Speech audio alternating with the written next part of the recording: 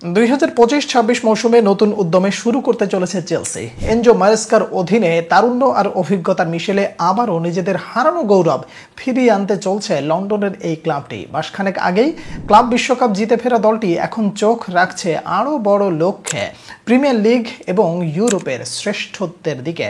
একসময় টানা যাচ্ছে তাই পারফরমেন্স, পরিকল্পনাহীন ট্রান্সফার এবং অগোছালো কোচিং প্যানেলে ডুবেছিল সেই চেলসি কিনা এখন নতুন উদ্যমে শুরু করতে যাচ্ছে।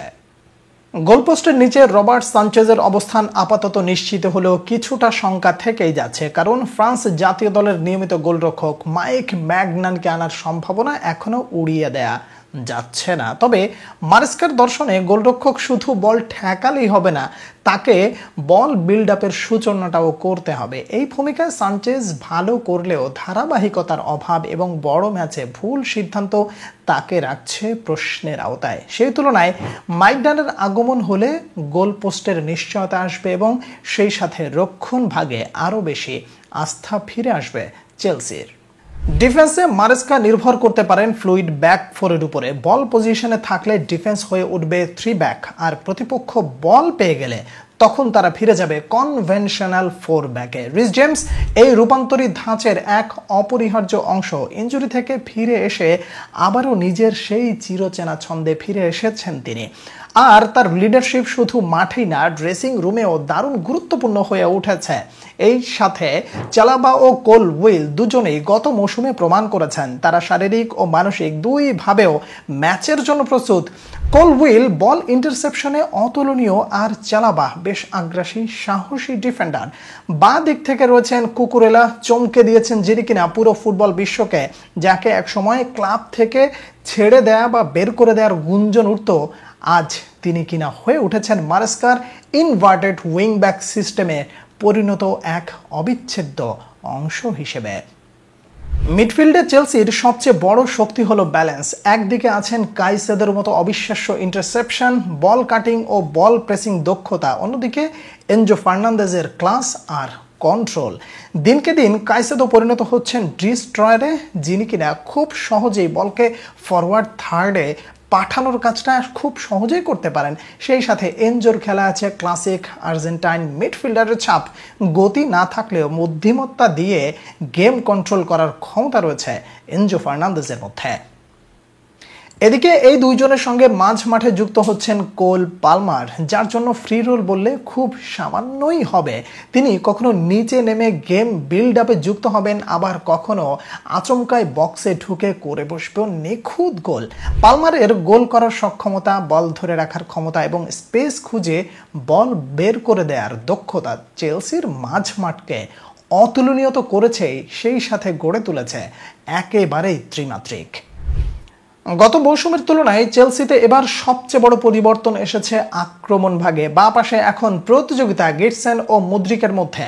যদিও মুদ্রিকের ঝলক মাঝে মধ্যে দেখা গেছে, তবে বরাবরই ইনজুরি ও ডিসিশন মেকিং সমস্যার কারণে তিনি এখনও নিশ্চিত নন।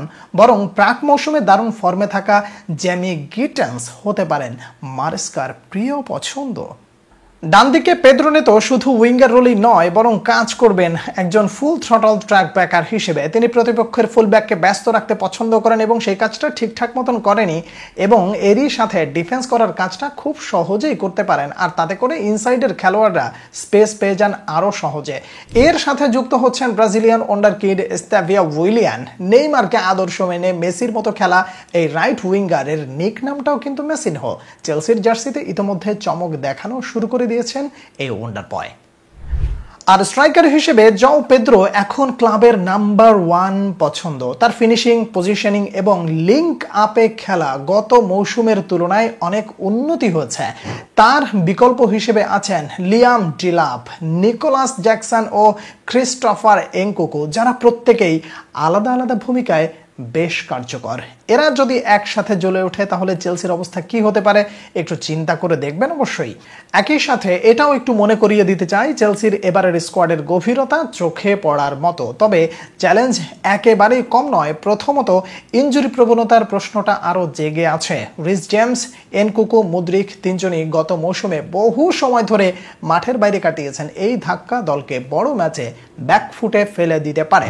দ্বিতীয়ত এখনও বাম উইং পজিশনে স্থায়ী মুখ পাওয়া যায়নি। জেমি গিটেন্স কিংবা মুদ্রিক দুজনে বেশ ট্যালেন্টফুল, এতে কোনো সন্দেহ নেই, তবে কেউ এখনও নিজেদের সেরাটা দিতে পারেনি। তৃতীয়ত গোলরক্ষক পজিশনে স্থায়িত্ব না এলে বড় ম্যাচে সমস্যায় পড়তে পারে চেলসি। তবে এসব সীমাবদ্ধতার চেয়েও বেশি গুরুত্বপূর্ণ হলো দলের মধ্যে যে স্পিরিট, প্ল্যানিং এবং ব্যালেন্স তৈরি হয়েছে তা দীর্ঘদিন পর ব্লুদের মধ্যে আশার আলো দেখাচ্ছে। লন্ডনের আকাশে আবারও উড়বে কি চেলসির নীল পতাকা? এমন স্বপ্ন নিয়ে এখন মৌসুম শুরু করতে যাচ্ছে ক্লাব বিশ্বকাপ জয়ী দল চেলসি। আপনারা কি মনে করছেন, এই দল নিয়ে কি চেলসি ইংলিশ প্রিমিয়ার লিগে নিজেদের রাজত্ব ফিরিয়ে আনতে পারবে? আপনার মতামতের অপেক্ষায় রইলাম। পরবর্তী ভিডিওতে আবারও আপনাদের সঙ্গে দেখা হচ্ছে। সে পর্যন্ত অনেক অনেক ভালো থাকবেন। আল্লাহ হাফেজ।